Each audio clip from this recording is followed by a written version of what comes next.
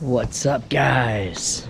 So it has been said that a proper seat and harness is worth 2 seconds a lap on track, because you're not bracing yourself, and it leaves a whole lot more of your energy to just drive the car. So I got a harness.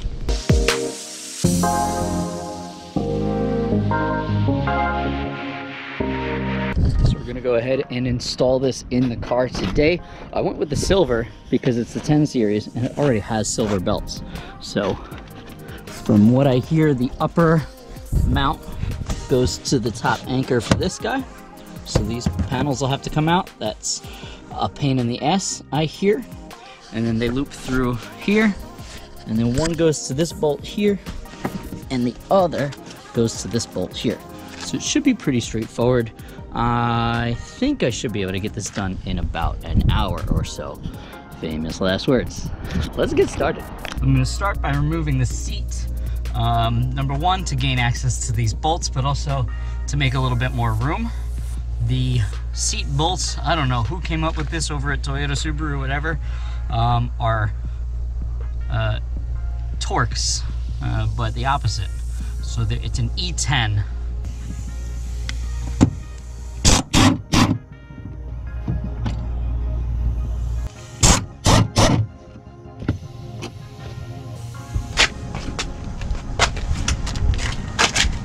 Seat is out. So be honest, when you did this, how many French fries did you find under your seat? I'm actually surprised there's none, because I'm a fucking pig. Okay, so next we remove the seat bottom. Very easy to do. It's 110mm right here, and it pulls right out. Then the side panel, there's a couple of clips in the trunk that you have to access. These little guys that you have to pop manually. But the rest of them are just pulls. The rest of these white guys, you just pull on the panel and they pop out. Hopefully they all pop out and hopefully you don't lose any. So the next thing we gotta do is this curtain panel, which I believe also just pulls. So let's give it a shot. So the curtain airbag panel, you wanna be very careful with. It has these funny little blue clips that are meant to have this panel break away so that the airbag can come out. So you're gonna be very careful with those. So this panel here is our last panel. There's a sneaky screw right up under there, so you gotta make sure you get that. You can do it with either a 10mm or a Phillips head. So once that screw is out, you can just give this a little tug. There we go. Pain in the ass, but all right. So once we got this little sail panel out, we'll throw that thing aside, and we're left with just the seatbelt retractor. Now this is the bolt that we're gonna anchor our harness to. It's a 14mm, and it's gonna be tight as hell. So get your muscles out. So here's a little pro tip. There is, I don't know if you can see, there's a spacer back there. But if you leave the retractor tight on the second bolt, it squeezes that spacer and keeps it in place. So don't loosen the bottom bolt and that spacer will stay. A lot of people posted on FT86 that they lost that spacer, and this is a good way to not do that. So leave the bottom bolt tight and the tension will hold that spacer in place. So the harness came with some hardware and bolts and things. A lot of people are saying to reuse this bolt, but if you look at that little angle there, you're gonna need to space this out a little bit in order to get this to fit properly. So I'm gonna go ahead with the longer bolt that came with it and this spacer, and I'm gonna set it up a bit like, put it in a bit like that and see what happens. Now if you're using any of the hardware that came with the Schroth harness, you're gonna be using a 17mm instead of the 14mm that you used to take the factory bolt off. Okay, so back belt is bolted in, looking beautiful. I love the silver. 10 series came with silver belts, although these are really dirty. I love the silver. So now we're gonna put the interior all back together again, and the fronts are gonna be easy. So for this panel, you want to make sure those breakaway clips slide all the way in, kind of retracting. I don't know if you can see. You want to make sure you guide them in. Also watch these front clips because they have to go under the headliner first, and then guide the other clip back in.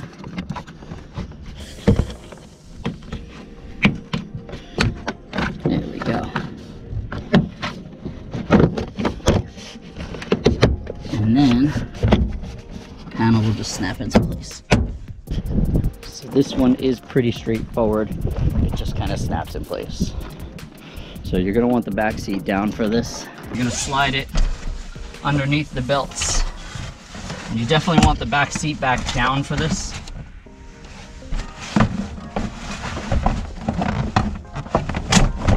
And she's just gonna slide into place like that. Make sure you don't lose the seat belt in it. Pull this guy off a little bit, and then I'm just gonna kind of bang on it. Now, these are a couple of clips that you took out before. Don't forget to put the carpet back. The bottom clip has not only the carpeting, but this panel and some steel, so make sure all three of those are through the hole. This top one just connects the carpeting to the plastic. So we put this back up now, and you get this one more clip down low here. Now we just put the seat bottom in, and the back seat's done. Now the seat bottom's always tricky. It has this like wire thing, and what it does is it gets locked up underneath here. So you have to go down and then under with that. And it's kind of tricky to do because you can't really see it. But if you tug on it and it doesn't come out, then you know you got it. If you tug on it and it does, then you fucked up. So we got that 110mm bolt. Put that guy back in, and then the back is complete. Now we're gonna turn our attention to the seat itself. So we're gonna start by taking out this bolt here for the buckle. It's a 14mm. Okay, so I just kind of fed the harness in so that I make sure I get the right one. Put it underneath the buckle here. Put the nut on. Now we're gonna crank that bitch down. Now the other anchor is going to go to this bolt here. So we gotta pull up this boot. There should be another 14mm.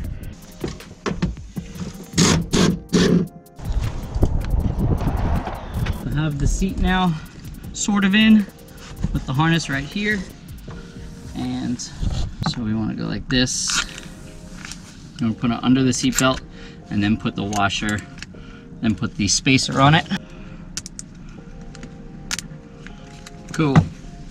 All right, now we're gonna bolt this thing back in place. Okay, so we are almost done. Seat belt is in. Now we really just have to bolt the seat down and we're done. Seat is now bolted in, and I got the harness fed through the headrests. Both lap belts, as we know, are bolted in. Shoulder belt is bolted in place. So now what we're gonna do, we'll grab this tail, and the buckle gives you a little satisfying clip. And now the harness is fully installed in the car. We gotta do some adjustments, make sure it fits right. Don't forget to put your door sill back in. Oops, wrong way.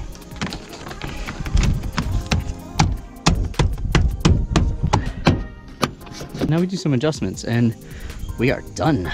So when I'm adjusting, first thing I want to do is make sure my seat is in the position that it will be when I'm driving on track or at autocross, because the one lap belt and the shoulder belts go to the frame of the car. The only one that goes to the seat is the inside one. So you really want to make sure that you have everything adjusted in the position where the seat will be when you're driving. So I am in and strapped in. This is lovely. We're done, basically, but we're not done. Anybody who does wear harnesses on the street is honestly kind of dumb. Harnesses don't have any give, so you know, your factory seat belt, it's not meant to lock you in place, it's meant to slow your body down. A harness is meant to lock you in place. The safety issue comes in when your body is strapped to the seat, right? and your head is not. There's a video of 2 guys in a rally car, and they go into a ditch and crash. One guy, the guy in the passenger seat, has a Hans on, and he goes like this. The other guy doesn't, and he headbutts his freaking stomach. Here's the video.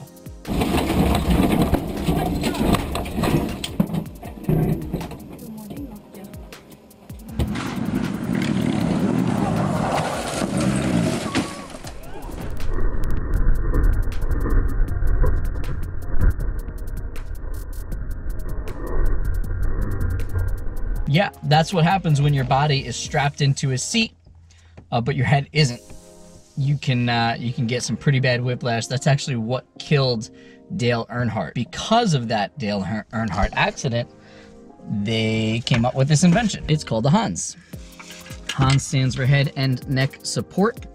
And basically what it does is it goes over your shoulders, under the harness, basically straps your helmet down underneath the harness so that you are limited in that forward motion. And this device has saved countless people's lives. And, you know, I am glad that I have one. So the idea here is that you are now strapping your head into the harness as well. So you don't get that whiplash and you don't get the risk of snapping your own neck. Also got this new helmet. So all of this came from Tatis Motorsports. Check them out. I'll post a link in the description. Super cool dudes over there.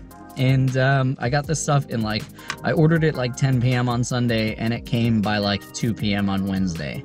So super fast shipping and top quality stuff. I got the new helmet because my helmet didn't have the Hans lugs on it.